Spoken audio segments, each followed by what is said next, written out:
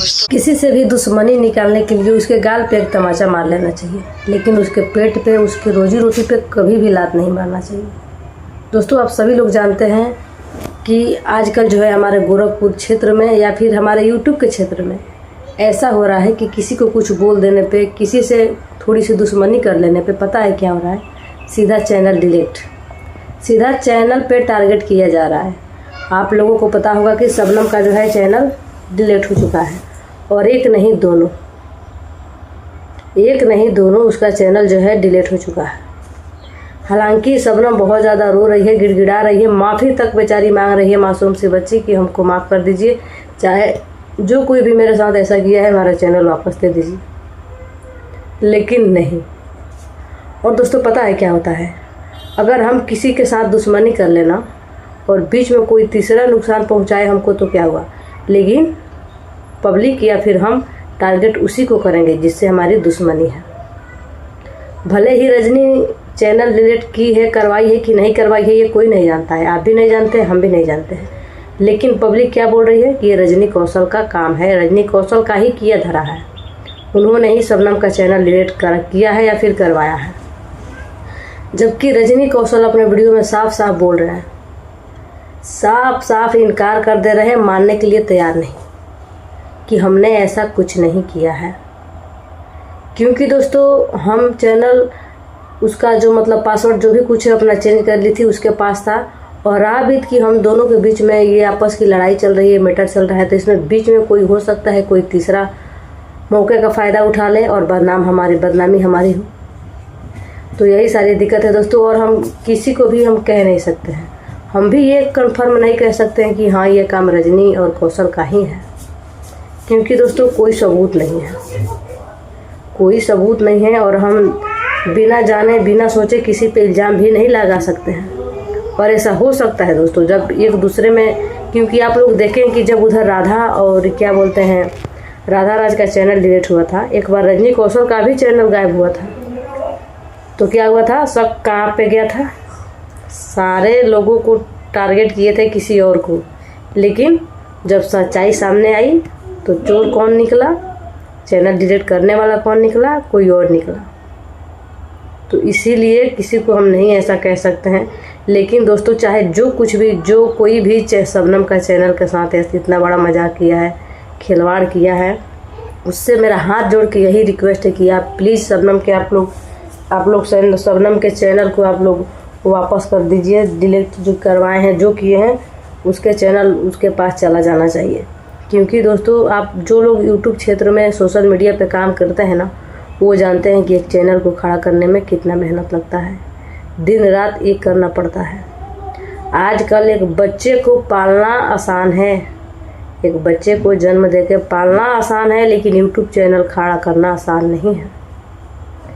और जिस तरीके से एक बच्चे को हम लोग पालते हैं, सेवते हैं, जिस तरीके से हर एक जो जंतु है, पक्षी है, जो कुछ भी, बच्चे को जिस तरह से सारे लोग सेवा करते हैं, पालते पोसते हैं ना, वैसे चैनल को पाला पोसा जाता है और पाल पोस के बड़ा किया जाता है, खड़ा किया जाता है, उस मुकाम तक पहुंचाया जाता है कि उस चैनल से हमको 2 पैसा की आमदनी हो सके। और इतना मेहनत करने के बाद आगे चल के कोई उस चैनल के साथ इतना बड़ा खिलवाड़ कर दे, तो दोस्तों हमको तो ये समझ में नहीं आ रहा है कि शबनम कैसे जी रही है, उसके दिल पे क्या बीत रही होगी, उसके दिल पे क्या बीत रही होगी। क्योंकि दोस्तों, उसका माँ बाप, भाई बहन, पति, सब कुछ वो चैनल ही था।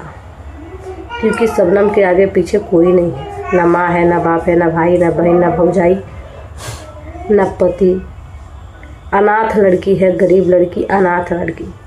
अगर वो किसी के सहारे जी रही थी तो अपने चैनल के सहारे जी रही थी, और वो चैनल भी उस लड़की से, बेचारी से वो लोग हाथ से छीन। तो दोस्तों, यही सारी बातें हैं। चैनल खड़ा करने में इतना मेहनत करना पड़ता है, लेकिन चाहे जो कुछ भी हुआ। और हालांकि शबनम और रूपा दोनों बहन अपने एक भी वीडियो में ये नहीं बोली है, वो लोग भी, कि हमारा चैनल डिलीट रजनी करवाई है या फिर इसके पीछे उनका हाथ है।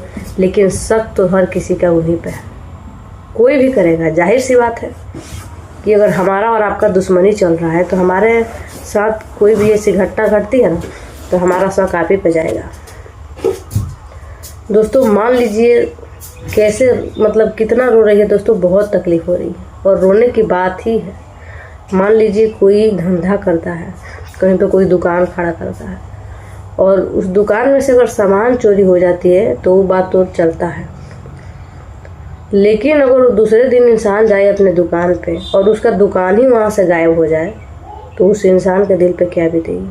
वो कहाँ बैठेगा, किसके सहारे बैठेगा। वो दुकान के सहारे ही नहीं बैठता था।